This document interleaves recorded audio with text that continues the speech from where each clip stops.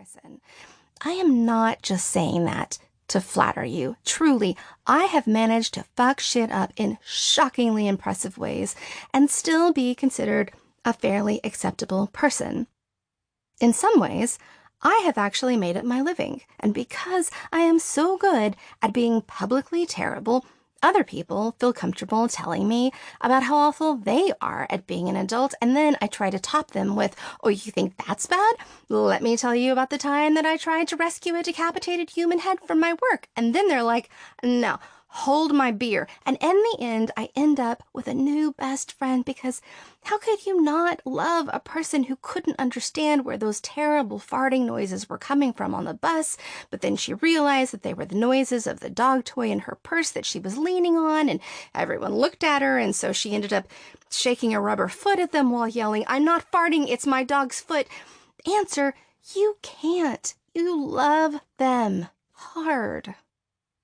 It's weird because we often try to present our fake, shiny, happy selves to others and make sure that we're not wearing too obvious pajamas at the grocery store, but really, who wants to see that level of fraud? No one.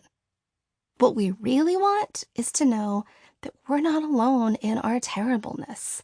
We want to appreciate the failure that makes us perfectly us and wonderfully relatable to every other person out there who was also pretending that they have their shit together and didn't just eat that onion ring that fell on the floor.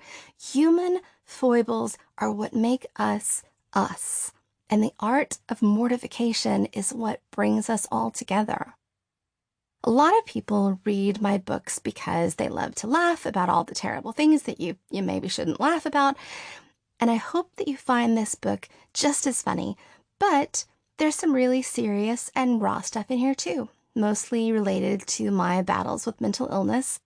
If I could choose the themes of my life, I assure you this book would be all about my successful otter rescue and how I became a sexy vampire who is not allergic to dairy, but we don't get to pick who we are.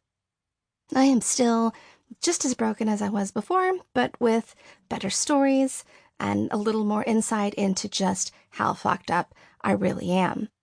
Even the title for this introduction comes from a conversation I had with a friend where we tried to win worst at adulting, and I pointed out that I could barely even be human and that at most I was just a full-grown mammal, and then I remembered that the thing that makes you a mammal is laying live young instead of eggs and lactating, but I couldn't even lactate properly. But then I remembered that men don't lay live young and they're still mammals, and I thought maybe I needed to consult a science book because I had fucked up the definition, or maybe it was just another situation where men just get a pass because of that whole "I own a penis" thing. And then my friend was like, "I don't think you're supposed to say that you lay live young." And I was like, I mean, yeah, poor phrasing on my part, but in my defense, I can't even mammal correctly. And she refused to accept that and insisted that I recognize my accomplishments. "You are Jenny Lawson, full-grown mammal," she said encouragingly and with confidence. And I said, "I think you just came up with my next book title." And she was like, "I think you could do better. But guess what? I can't, and now I feel bad again." But fuck that. Fuck feeling bad about eating floor onion rings. Fuck the shame that comes from wearing your clothes to bed so that you're technically never or always in your pajamas.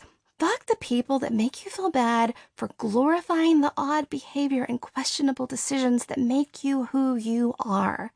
Those things are perfectly acceptable. Be good.